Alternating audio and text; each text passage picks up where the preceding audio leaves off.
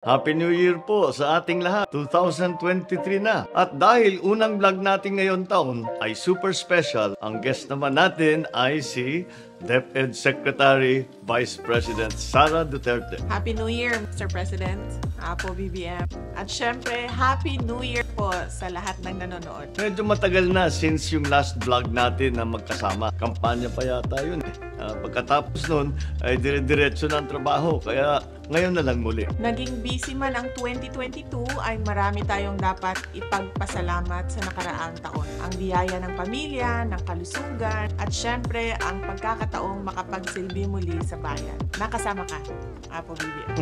Isang mapagpalang taon ang lumipas para sa atin at sa bawat pamilyang Pilipino. Hinarap at napagtagumpayan ang bawat pagsubok na dumating sa atin. At ngayon, bilang nagkakaisang bayan, ay nasa landas na tuloy-tuloy ang pagbabangon. Ngayong 2023 ay sigurado akong mas maraming nag-iintay sa atin na mga pagkakataon at opportunity. Kaya bukod sa luck o swerte, ay dapat laging may kasamang hard work at pakikipagtulungan. Ngayong bagong taon ay naipon ang mga mensahe ng mga netizens natin sa social media. May mga katanungan at request, kaya isa-isahin natin. Ano po ang personal New Year's resolution ninyo? Matulog ng mas mahabang oras. Paabutin ng 8 hours yung tulog. Huwag lang 5 hours. Halos ganun din kagaya ng kay Inday. Talagang kailangan na matuto ko na magpahinga dahil nagkakasakit na. Hindi na dapat mangyari yun. On an even more personal level, I would like to spend more time with my family. Hindi na kami nagkikita. Namimiss ko na sila. New skills to learn. Tutuloy ko yung aking short course sa psychology. Malapit na matapos yon ngayong February. New skills? Araw-araw marami akong natututunan sa trabahong ito. Mabuti lang mahilig akong magbasa. Lagi akong nag-aaral ngayon. Sa awa naman ng Diyos, ay nagagamit naman natin ang ating mga natututunan para hindi mapanis ang ating pag-iisip.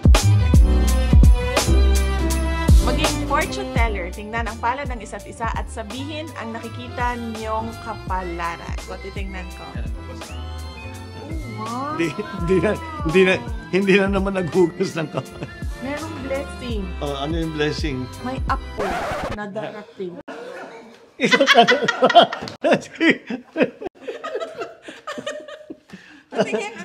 Tingnan natin ang gender. Ano ka ba talaga magbasa niya ng ano? Girl. Gender. Saan mo na yan? Saan mo nakikita? Saan mo nakikita? Granddaughter. Teka, buburuhin ko, magbugas naman. Buburuhin ko muna yun. Kaya hindi ko kailangan tignan ng palad nito. Kukunin ko ang kapalaran niya sa pagkakakilala ko sa kanya. Alam mo, si Inday at ang puso niya, puso ng ina. At nakikita ko yung puso ng ina, yun ang nagiging motivation niya para sa trabaho niya. Kaya sa palagay ko, habang buhay na si Inday Sara na nasa serbisyo ng publiko. Kita mo? Nasabi mo yun nang hindi mo tinignan yung kita mo? Sa Ilocos talaga iniisip lang namin, nakukuha na namin.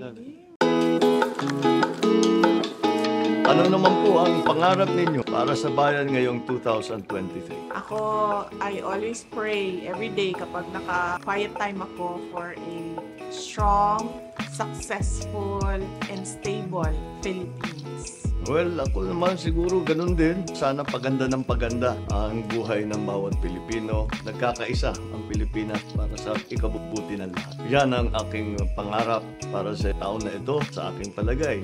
Kung ipagpatuloy natin ang pagkakaisa natin, makakamtan natin.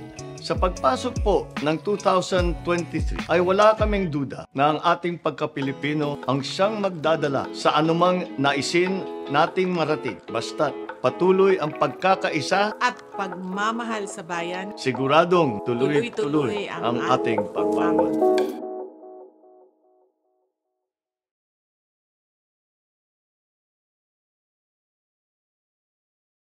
Hi guys, once again, thanks for watching our dad's vlogs. If you want to see more, remember to share, Like, and subscribe.